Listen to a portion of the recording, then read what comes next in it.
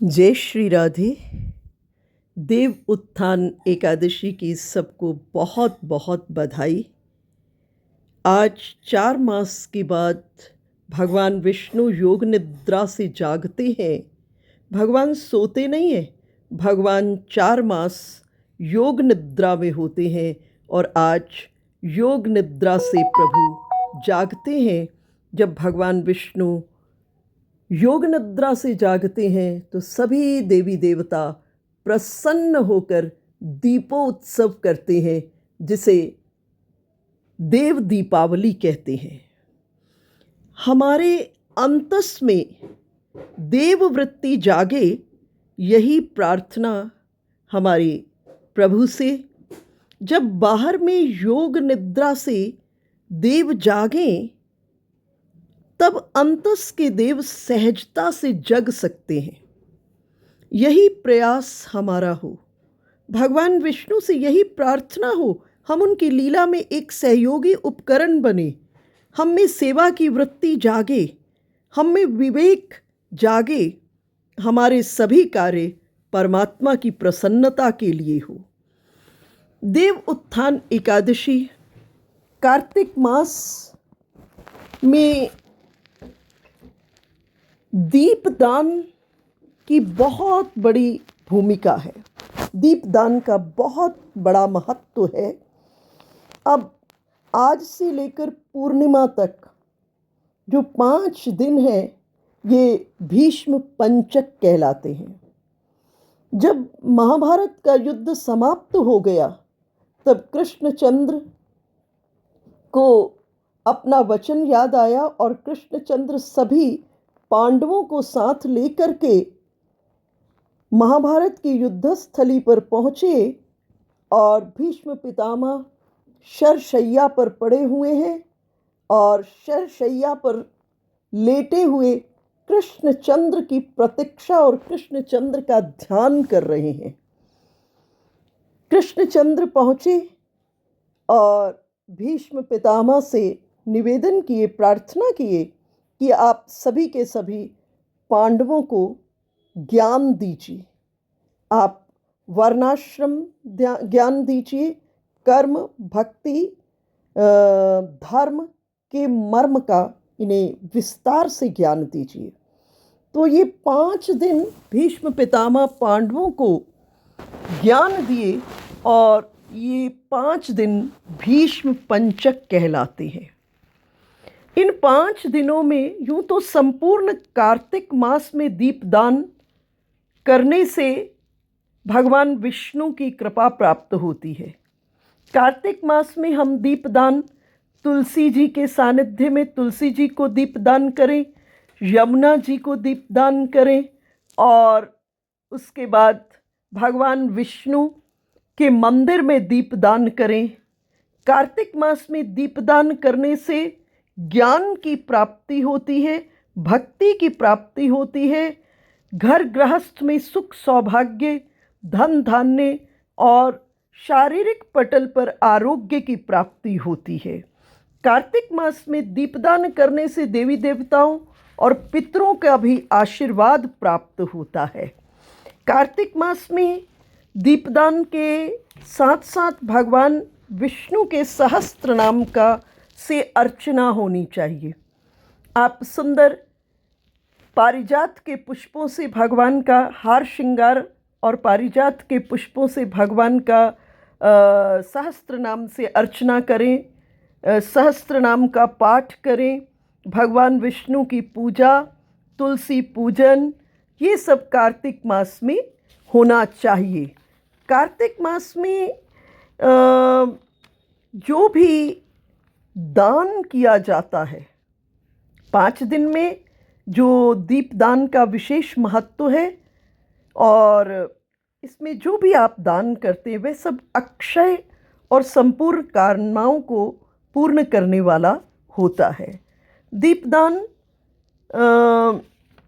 करें, भगवान विष्णु का दर्शन करें, श्री हरि को सुंदर घृत का दीप जलाएं, उनके पास में प्रज्वलित करें और वह दीप जितने पल जलता है, शास्त्र ने कहा है कि उतने वर्षों तक हरि धाम में जीव आनंद भोगता है, फिर अपनी योनि में आकर विष्णु भगवान की भक्ति को प्राप्त करता है।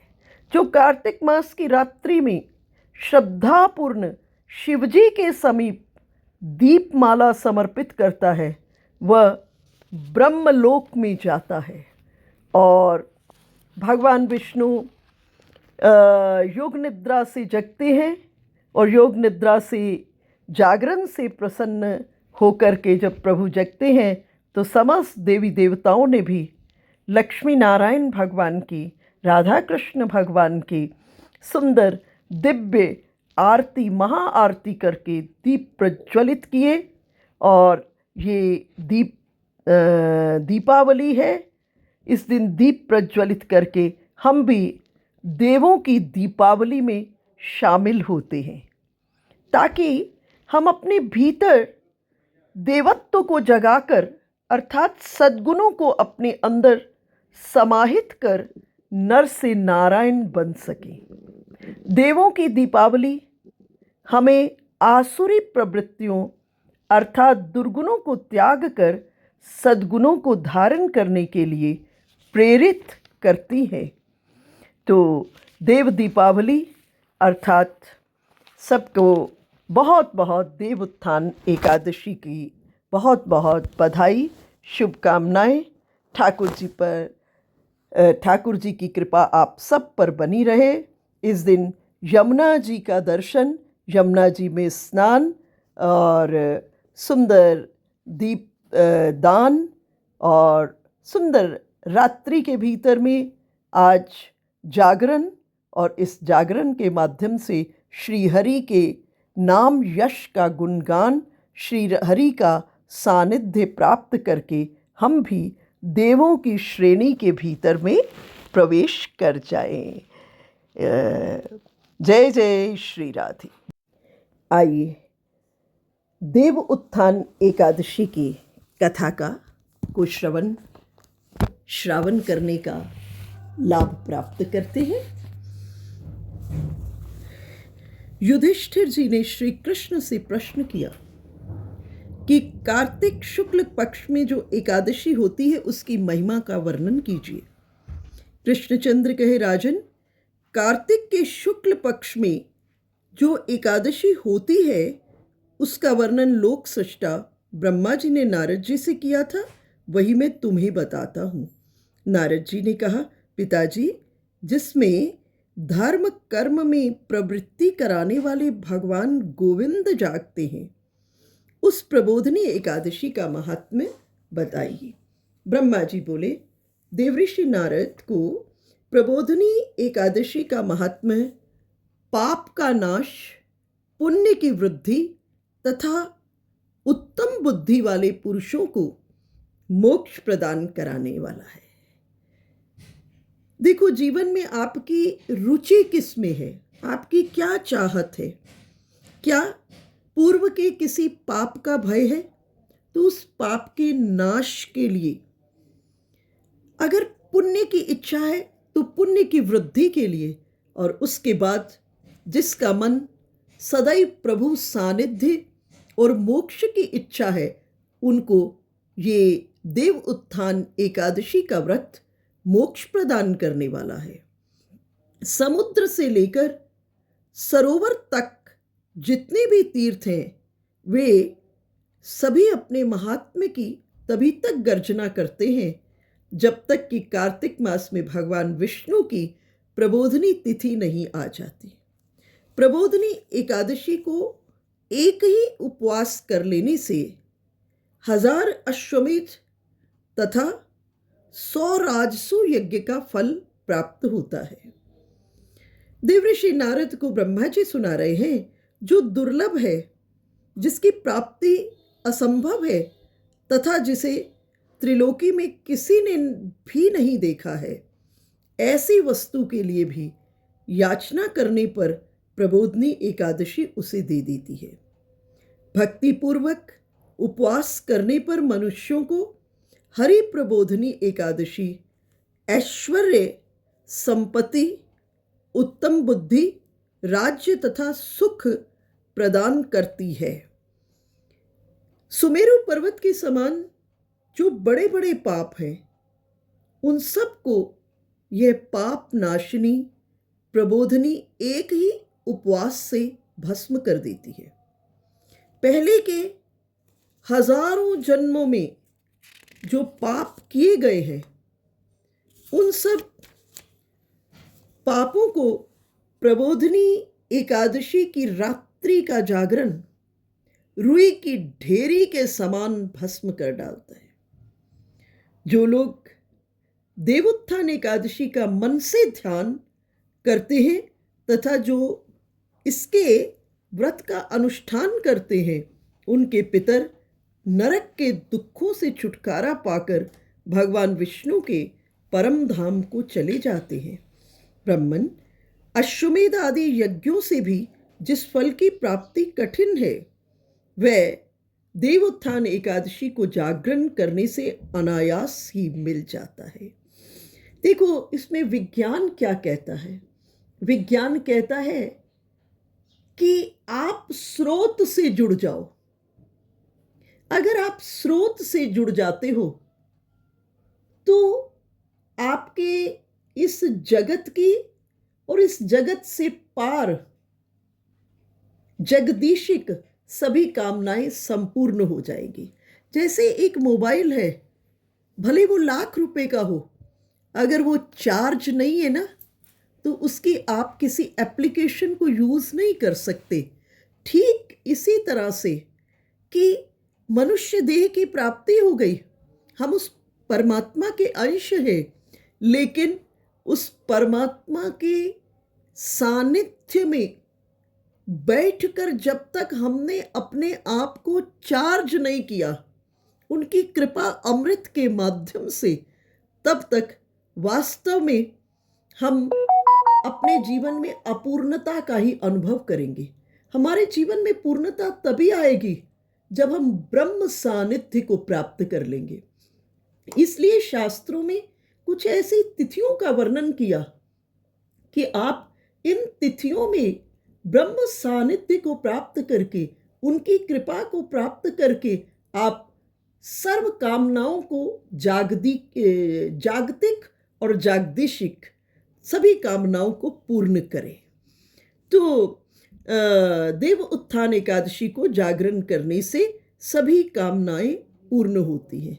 संपूर्ण तीर्थों में नहाकर स्वर्ण और पृथ्वी दान करने से जो फल मिलता है, वह श्री हरि के निमित्त जागरण करने से मनुष्य प्राप्त कर लेता है। जैसे मनुष्यों के लिए मृत्यु अनिवार्य है, उसी प्रकार धन संपत्ति मात्र भी क्षणभंगुर है। ऐसा समझ करके एकादशी का व्रत करना चाहिए। तीनों लोकों में कोई भी तीर्थ संभव है, वे सब प्रबोधिनी एकादशी का व्रत करने वाले मनुष्य के घर में मौजूद रहते हैं। जब आप एकादशी व्रत को करते हैं, अर्थात 5 कर्मेंद्रियां, एकादशी 11 की संख्या, 5 कर्मेंद्रियां, 5 ज्ञानेंद्रियां प्लस 1 मन, जब ये 11 के माध्यम से हम ठाकुर जी से जुड़ जाते हैं, और ठाकुर जी से जुड़ते ही आपके आसपास का स्थान क्या बन जाता है? तीर्थ बन जाता है। और तीर्थ बन जाता है और आपको सर्व तीर्थों के दर्शन और सर्व तीर्थों के फल की प्राप्ति मात्र एकादशी की रात्रि में जागरण करने पर प्राप्त हो जाती है। जो देवोत्थान एकादशी को उपासना करता है, तपस्या करता है, जितेंद्रिय होता है, जितेंद्रिय रहकर प्रभु का नाम संकीर्तन करता है, उसे भोग और मोक्ष की प्राप्ति होती है। देवोत्थान एकादशी को भगवान विष्णु के उद्देश्य से मानव जो स्नान, दान, जप और होम करता है, वह सब अक्षय होता है। अन्य दिन जो कुछ हम धर्म करते हैं, कर्म करते हैं, दान करते हैं, वो अपना फल देकर खत्म हो जाता है।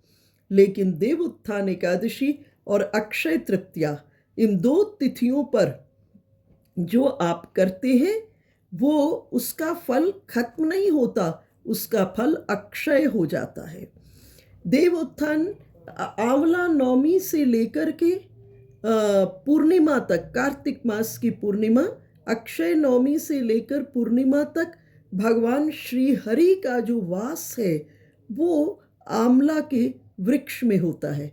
तो इन दिनों एक और कार्य करना चाहिए हम सबको, आंवला वृक्ष की का पूजन करना चाहिए और सुंदर भोग समर्पित करना चाहिए। उस आंवला वृक्ष की छाया में बिठाकर ब्राह्मण को भोजन कराना चाहिए और आंवला वृक्ष की जड़ पर सुंदर दूध से सींचना चाहिए। इससे सारा पितृ तर्पण, आपके पितरों का तर्पण होता है, उन्हें शांति और आनंद की प्राप्ति होती है। तो प्रबोधनी एकादशी का व्रत अवश्य हम आपको करना चाहिए।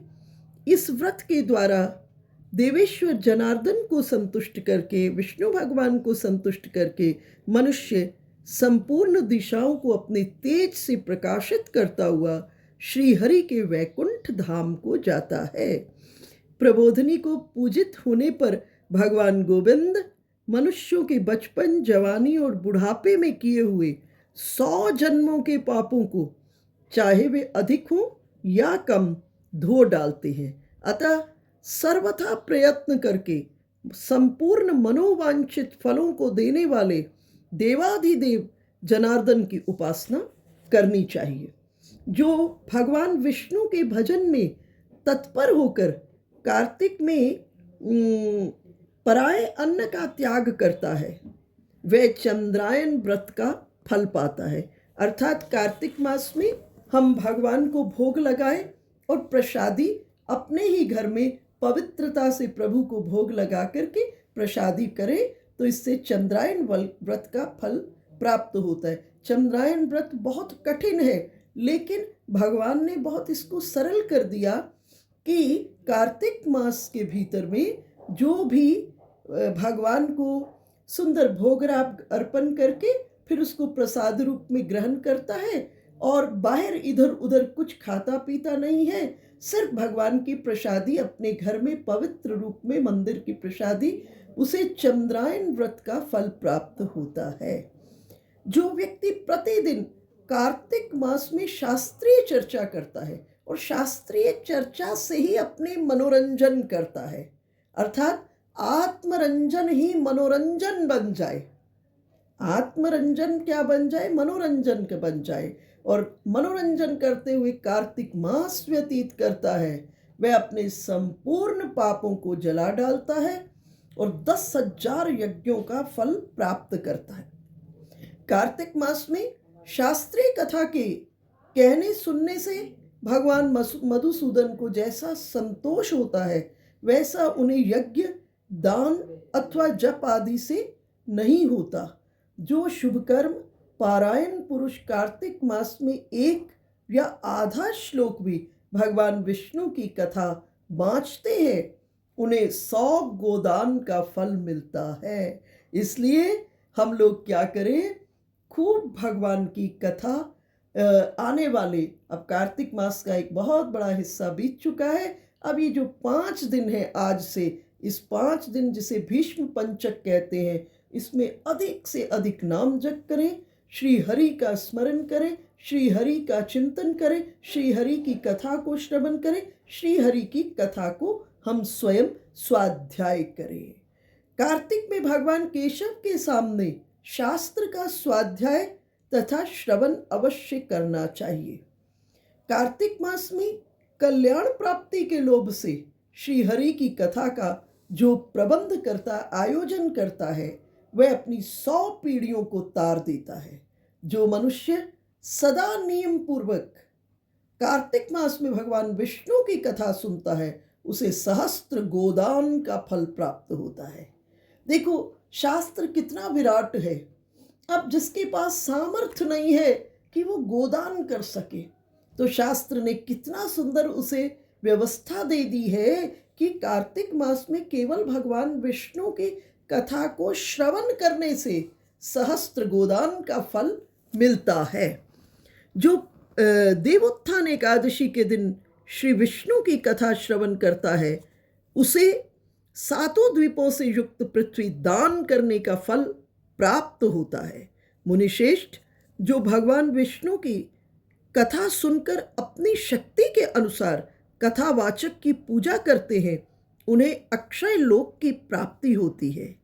देवऋषि नारद को ब्रह्मा जी कह रहे हैं, जो मनुष्य कार्तिक मास में भगवत संबंधी गीत और शास्त्र विनोद के द्वारा समय बिताता है, उसकी पुनरावृत्ति मैंने नहीं देखी। जो पुण्यात्मा पुरुष भगवान के समक्ष गान, नृत्य, वाद्य और श्री विष्णु की कथा करता है, वह तीनों लोकों के ऊपर विराजमान होता है। प्रबोधनी एकादशी के दिन बहुत से फल फूल कपूर अगर तगर कुमकुम के द्वारा भगवान विष्णु का पूजन करना चाहिए। जो मनुष्य इस दिन श्रीमद् भागवत की कथा सुनता है अथवा पुराण का पाठ करता है, उसे एक एक अक्षर पर कपिला गाय के दान का फल प्राप्त होता है। जो कार्तिक मास में प्रतिदिन दर्शन, स्पर्श, ध्यान, नाम संकीर्तन, स्तवन, अर्पण, सेचन, नित्य पूजन तथा नमस्कार के द्वारा तुलसी में 9 प्रकार की भक्ति करते हैं, वे कोटि सहस्त्र युगों तक पुण्य का विस्तार करते हैं। सब प्रकार के फूलों और पत्तों को चढ़ाने से जो फल होता है, वो कार्तिक मास में तुलसी के एक पत्ते से मिल जाता है। कार्तिक मास में प्रतिदिन नियम पूर्वक तुलसी के कोमल पत्तों से महाविष्णु श्री जनार्दन का पूजन करना चाहिए और कार्तिक मास में तुलसी दल मात्र से पूजन करने पर भगवान कृष्ण प्रसन्न हो जाते हैं। एक राज्य में सभी लोग एकादशी का व्रत रखते थे। वहाँ की प्रजा, जितने भी कर्मचारी थे, सभी, यहाँ तक कि पशुओं तक को भी एकादशी के दिन अन्न नहीं दिया जाता था। एक दिन किसी दूसरे राज्य का एक व्यक्ति राजा के पास आकर बोला, महाराज कृपा करके मुझे नौकरी पर रख लें। तब राजा ने उसके सामने में एक शर्त रखी कि ठीक है, रख लेते हैं, लेकिन रोज़ तो तुम्हें खाने को सब कुछ मिलेगा, पर एकादशी को अन्न नहीं मिलेगा। उस व्यक्ति ने उस समय हाँ कर ली, पर एकादशी के दिन जब उसे फलाहार का सामान दिया गया तो वह राजा के सामने गिड़गिड़ाने लगा, महाराज इससे मेरा पेट नहीं भरेगा, मैं भूखा ही मर जाऊंगा, मुझे खाने के लिए अन्न दे दो। राजा ने उसे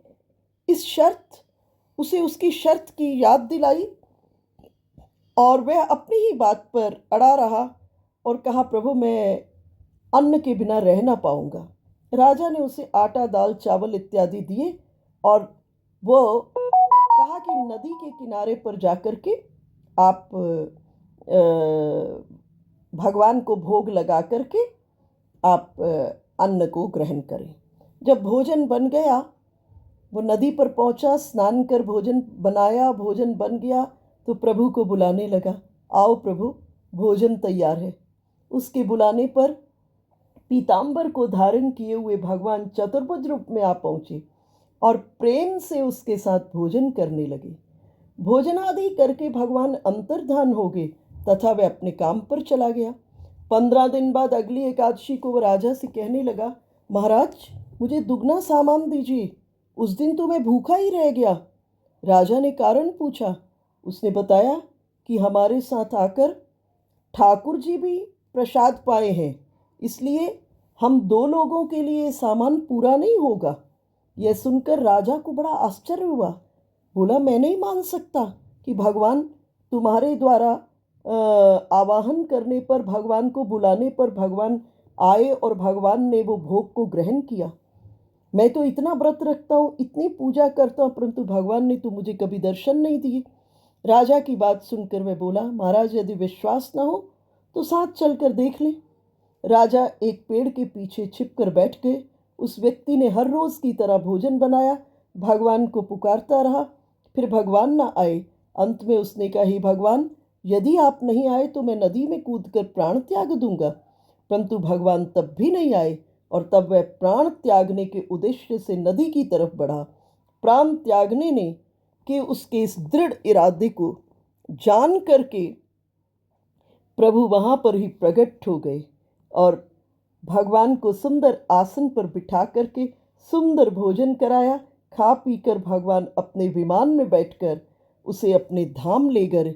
यह देखकर राजा ने सोचा कि व्रत उपवास से तब तक कोई फायदा नहीं होता जब तक मन शुद्ध न हो। इससे राजा को ज्ञान मिला। वह भी मन से व्रत उपवास करने लगा, अर्थात 5 ज्ञानेंद्रियां, 5 कर्मेंद्रियां और एक मन, जब ये 11 परमात्मा के साथ जुड़ जाते हैं तो वह एकादशी हो जाती है।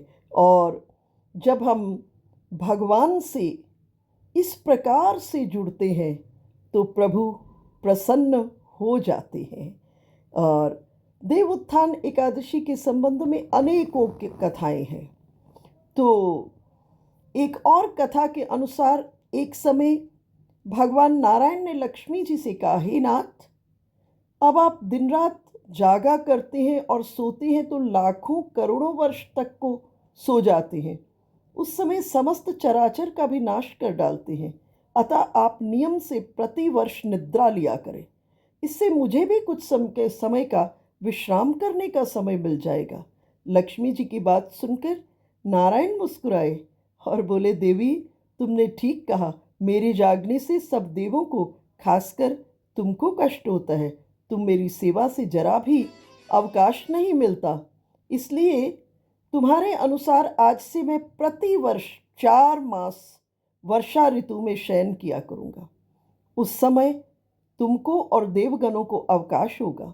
मेरी यह निद्रा अल्प निद्रा और प्रलय कालीन महानिद्रा और योग निद्रा कहलाएगी। यह मेरी योग निद्रा मेरे भक्तों को परम मंगलकारी, उत्सवप्रद तथा पुण्यवर्धक होगी।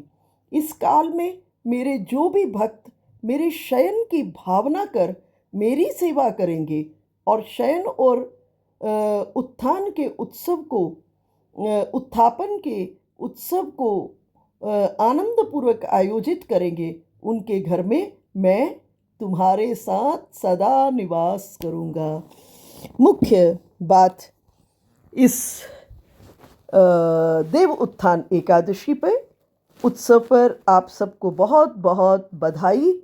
हम सब आने वाले 5 दिन भीष्म पंचक जो आज से प्रारंभ है, पूर्णिमा तक है, खूब श्री हरि का भजन करें, खूब नाम स्मरण करें, खूब भगवान को तुलसी पत्र से सहस्त्र नाम से अर्चना करें, दीप दान करें और अधिक से अधिक प्रभु के सानिध्य में रहे इन 5 दिवस में। और ये 5 दिवस हमारे एकादशी हो जाए और हम प्रभु की रूप माधुरी को खूब निहारे, नेत्रों के माध्यम से प्रभु को हृदय के सिंहासन पर विराजें और सदा सदा के लिए हमारे हृदय सिंहासन पर प्रभु विराज करके हम प्रभु के उस दिव्य रूप का दर्शन सदैव सदैव करें। जय जय श्री राधे, जय जय श्री राधे, जय जय श्री राधे।